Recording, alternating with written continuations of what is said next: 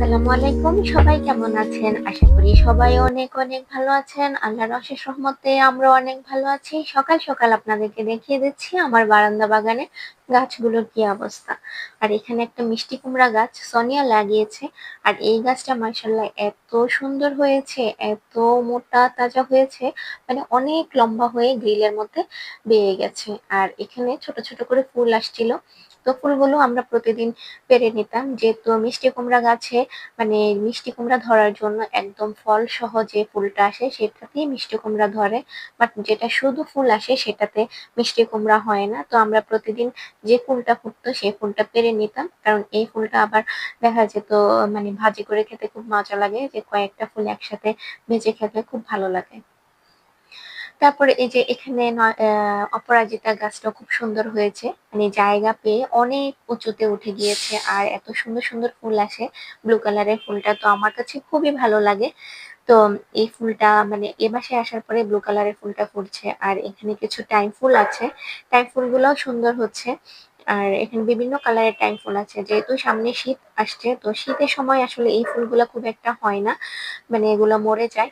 আবার গরমের সিজন যখন আসে তখন কিন্তু আবার মানে এই গাছগুলো মানে পুর্তলিকা, তারপরে বিভিন্ন জাতের যে মানে কয়েক রকমেরই তো পুর্তলিকা আছে, আমার এখানে বিভিন্ন কালারের পুর্তলিকা আছে। তো সবগুলো আসলে গরমের দিনে খুব সুন্দর ফুল হয়।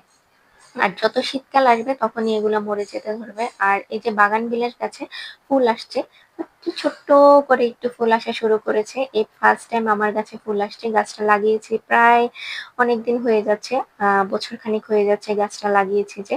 তারপর এতদিন ধরে ফুল আসছে না। যখন আমি বাসা চেঞ্জ করেছিলাম তখন এই গাছটা মাঝখান বরাবর ভেঙে গিয়েছিল। তো এখন আবার নতুন করে ডালপালা বের হয়েছে, এখন ফুল আসা শুরু হয়েছে। তো ফুল আসলে অবশ্যই আমি আপনাদের সাথে পুরো গাছটা শেয়ার করব। আর এখানে চলে এসেছি কচু ভাজি করতে। আরশের বাবা আজ অফিস থেকে আসার সময় কচু নিয়ে এসেছে। তো বললো যে কচু দিয়ে নারকেল ভাজি করার জন্য। তো আমি কচু দিয়ে নারকেল, আসলে কচু কিভাবে খাবো, কচু খেলে গলা চুলকায়। তো এই জন্য আমি কচুটাকে হালকা একটু চালের গুঁড়া দিয়ে এভাবে গোল গোল করে পাতলা করে কেটে ভেজে নিয়েছি। তারপর কচু দিয়ে নারকেল ভাজি করেছি। আর এটা দুপুরে রান্না ছিল, এটা ছিল মানে ছড়া দিয়ে রান্না করেছি। আর এই যে কচু ভাজিটা হচ্ছে ছড়া দিয়ে মাছ দিয়ে রান্না করেছিলাম, আর এই যে নারকেল দিয়ে কচু, তারপরে এই যে এটা হচ্ছে আমি যেটা গোল গোল করে ভেজেছি। এভাবে ভাজি করলে আর গলা চুলকায় না। আর নারকেলি কচু যেটা ভাজি করেছি সেটাও গলা চুলকায় নাই, খুবই ভালো লেগেছে খেতে।